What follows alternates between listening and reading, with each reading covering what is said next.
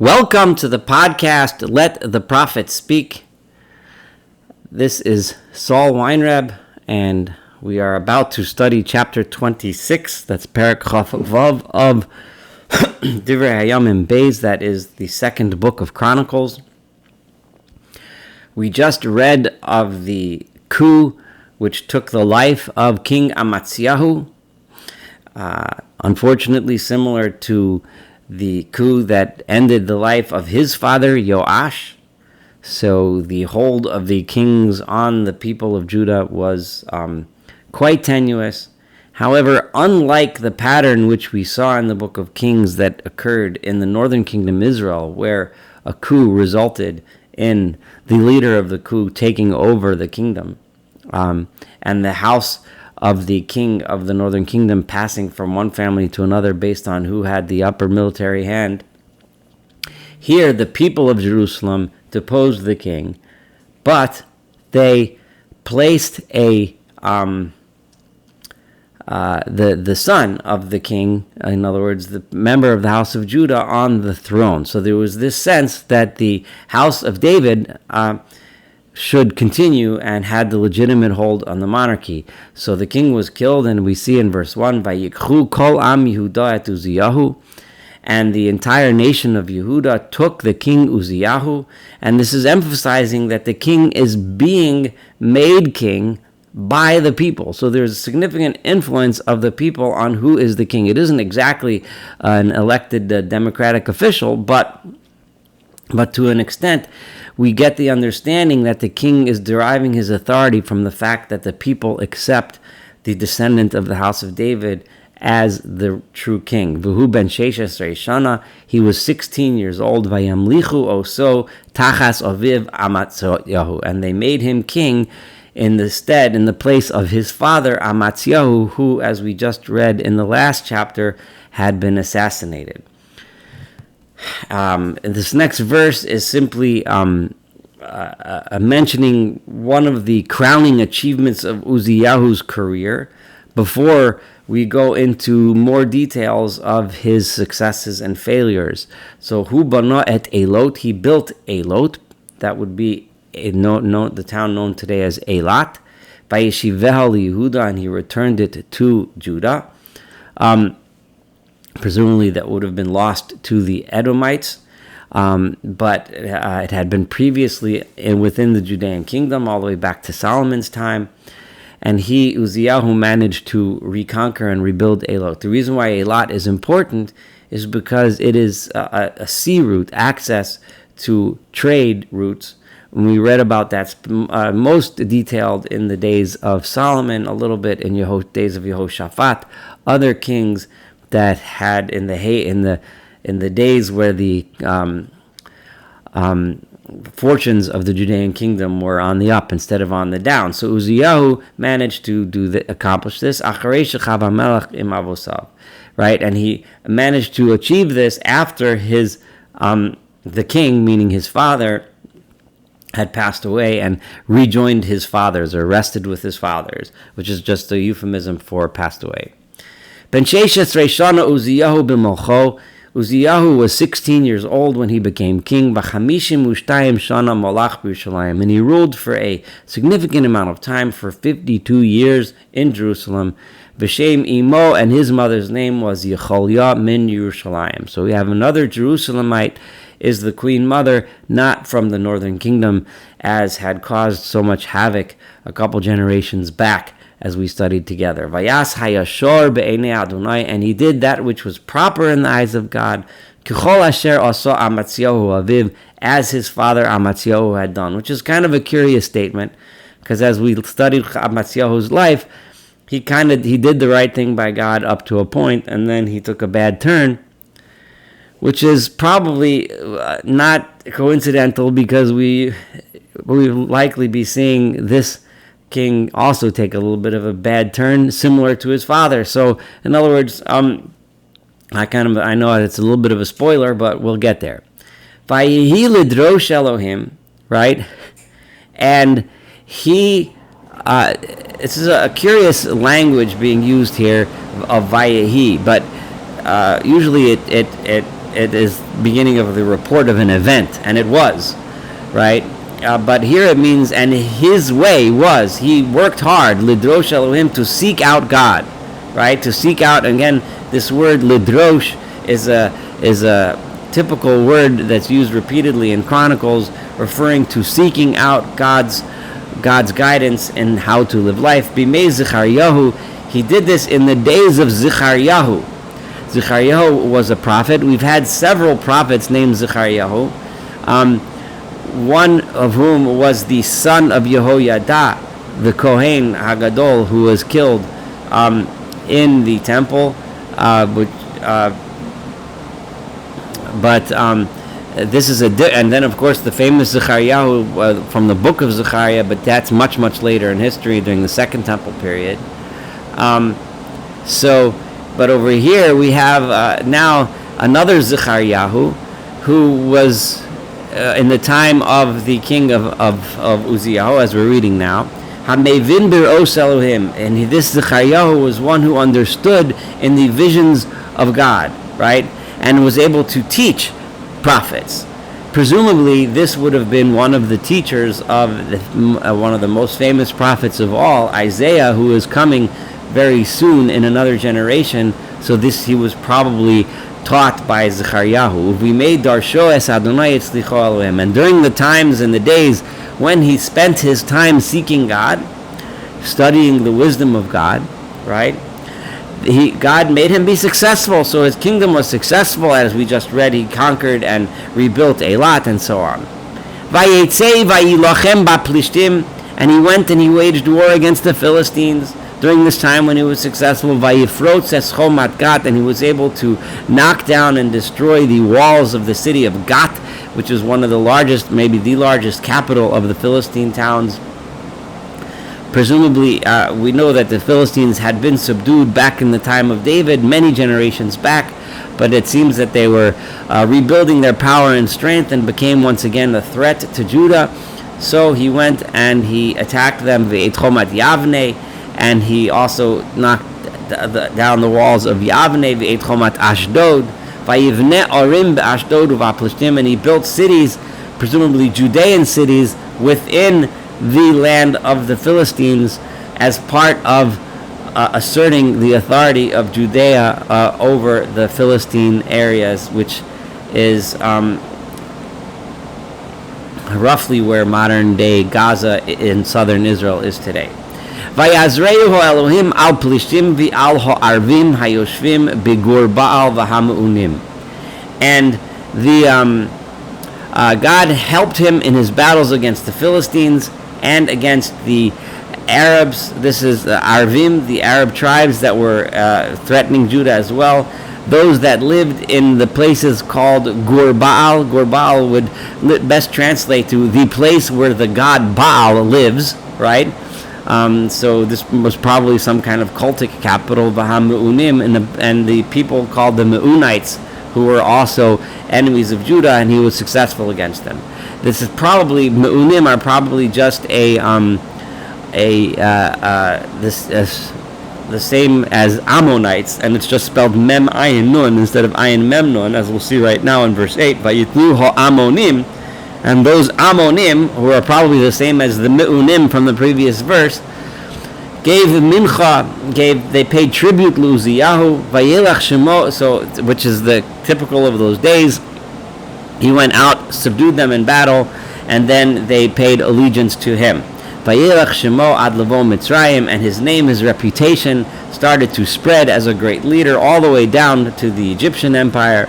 Ki hachazik ad lamala, because he had strengthened his kingdom in a very lofty, high, significant way.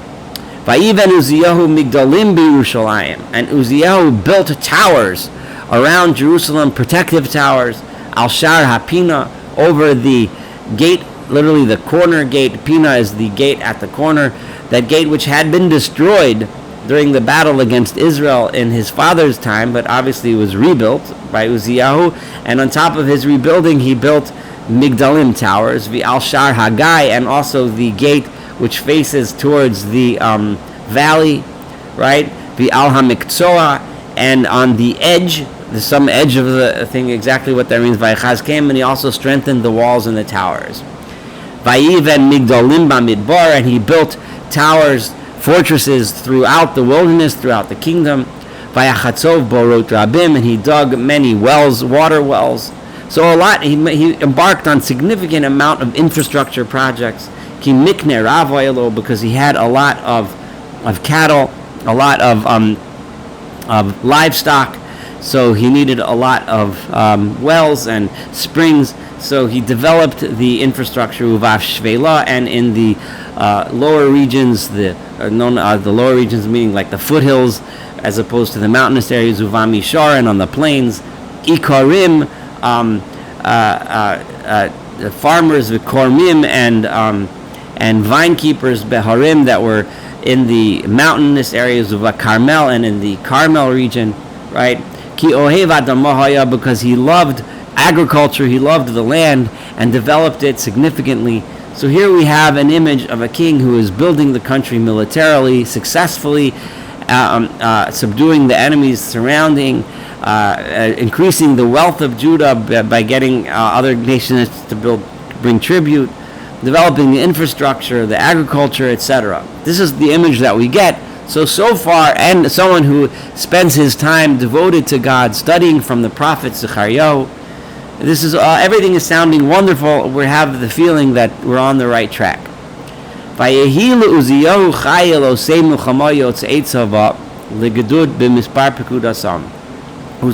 had an army, those that were ready to wage war and to go out to battle, by their numbers, right?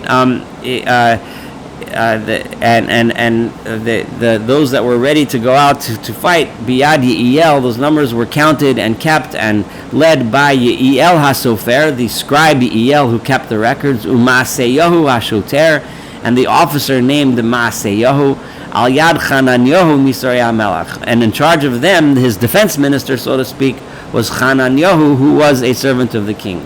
And Kol Mispar Roshei HaAvos, and all of the officers that were in charge of the various families that were involved in the fighting, or that were at his disposal for war, were alpayim m'sheish me'os. There was 2,600 leaders. V'al yadam, and they were in command of a chel tzava, of an army of shlosh me'os elef, of 307,500 osei milchama, soldiers that were ready to wage battle, b'koach achayil, with the strength of warriors, la'azor lamelech al oyev, to help the king against his enemies. Vayochen lahem Uzziyahu l'chol hatzava maginim, and Uzziyahu was able to make and manufacture for his entire army shields, urimachim, and spears, v'kovaim, and helmets, v'shiryonos, and armor, ukishasos, and bows, ula'avnei kilaim, and slings, and slings, shot stones for slingshots. So it's a very well equipped, and for its time, extremely modern, well equipped for battle. So his fortifications were set up. So and he was able to equip and arm his soldiers. Vayas b'Yerushalayim chishbonos, and he also in Jerusalem he made chishbonos, which means things that are thought out. There wasn't just articles of war, but things that were clever. They were clever devices, things that were thought out by architects and engineers. Machsheves choshev, things that were designed and built by those who had the intelligence and the skills to do this.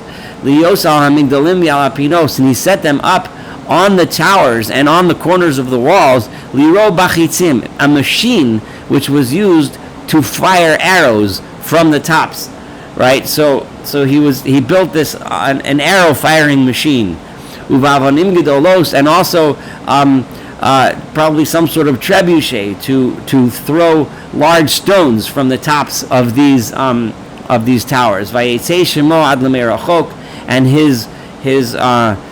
his fame or his reputation spread very far. Ki hefli leheozer ad ki chazak, because he was able to do this with a tremendous amount of help. The people were behind him until he was able to be really strong as a king. Ukechez kaso. So all of this is great, but now we're about to hear the beginning of the problem. And what happens when everyone is powerful and strong and great and mighty and victorious in battle and wealth and everything? Ukechez kaso. And as he became strong, Govali bo, his heart became haughty and he became arrogant, ad lahashchis, until he started to destroy everything and act in a corrupt manner. Vayimal ba'adonai Elohav, and he then rebelled against the Lord his God, against God. Vayavo leichal Adonai, and he came to the temple of God, lahaktir al mizbach haketores, and he insisted that he should be able to do the service in the temple. The king should have stayed in his own lane as a monarch and left the temple worship to those who God asked to do it, which were the Kohanim, the priests. But he did not, refuse to stay in his own lane, and he insisted that he should be bring the ketoret, the incense, before God. Vayavo acharav Uzziyahu HaKohen, and with him was Uzziyahu, the Kohen, the priest of Imo Kohanim Adonai, and with him there were priests for God, Shmonim Nechayel, 80 strong, brave, courageous priests. Vayamdu al Uzziyahu HaMelech, and they stood next in front of the king. Vayomru lo, and they said to him, Lo lecha Uzziyahu la'aktir la'Adonai. It is not your role, Uzziyahu, to bring the ketoret, to bring the incense before God. Right? That is something that is only for the priests, the descendants of Aaron, who are set aside, that their job is to do the service in the temple. You should leave the mikdash, leave the temple, because you have abused the temple. Right? This is not going to be an honor for you from God. This is, you think you're pretending that you're honoring God by doing this, but you're doing the opposite. This is not bringing honor to God, and it is not bringing honor to you. It's going to end in a disaster. Vayizaf Uzziyahu, and Uzziyahu was angry, was incensed, pun intended. Uviyado miktaris laktir, and in his hands he had the vessel with the incense in it, to bring the incense. And as he got angry, leprosy broke out on his forehead, right before the priests in the house of God, as he was standing over the altar on which the incense is to be brought. He broke out in tzorat, which we know makes you someone who has tzorat, someone who has, I'm calling it leprosy, even though it's technically probably not actually what we call the modern disease of leprosy, but just because that's how it's often been translated. But it's not the place today to analyze what exactly tzorat is, whether it's leprosy or something else. The point being, he broke out in tzorat, and immediately Uzziyahu, the Kohen, the high priest, turned to Uzziyahu, right? B'chol HaKohanim, and all of the Kohanim, all of the other priests, and he had tarat on his forehead, Vayavilu Misham, and they rushed him out, because one is not allowed to be in the Beit HaMikdash. If one is tamei, one is impure with tarat. But he himself wanted to get out of there. The experience was obviously quite humiliating to him, after being so arrogant, all of a sudden be punished so instantaneously. The disease of tzorat afflicted him for the rest of his life until the day of his death. There's reasons to believe, I'll say this in a minute. And he lived in, literally it means in the free house, but it means the house which is free of other people, where the tzorat, where he lived a loner's life, isolated from the public as a leper. Because he was cut off from the house of God. He was no longer allowed in or near the temple. And he left his son Yotam as the de facto king in the house in the palace. So here you have a person riding as high as possible, but when he tried to grab something that was not his, when he tried to grab the religious leadership, in addition to his being the king, that was his downfall, and his downfall was instantaneous. Shofetes Hamaretz, Yotam, his son, was ruled over the people, while his father lived isolated as a leper. V'yeter divrei Uzziyahu, and if you want to read more about Uzziyahu's career, Harishonim v'Achronim, during his early days and his later days, Kosav Yeshayahu v'Amotz Hanavi, they were all written by Isaiah the prophet, the famous Isaiah, the son of Amoz. Vayishkav Uzziyahu im Avosav, and Uzziyahu eventually passed away, and he literally means he rested with his fathers. Vayikberu oso im Avosav, and they buried him with his forefathers, B'stei hakavura asher lamalachim, in the place where in the field, in the area where the kings were buried, but not next to the kings. Ki amru mitzorahu, because they said he was a leper, so they didn't bury him along them, but in that same field. Ve'imloch Yosam beno tachtav, and Yotam, his son, became king afterwards. The next chapter, chapter 27, we will read of the career of Yotam, the son of Uzziyahu, and once again we read of a king who had so much promise, but arrogance got the best of him, and then took his career down, and he ended up being with an unfortunate end of his career. Thank you so much for studying chapter 26 together. Looking forward to studying chapter 27 and the rest of this book of Chronicles. I wish everyone a wonderful day.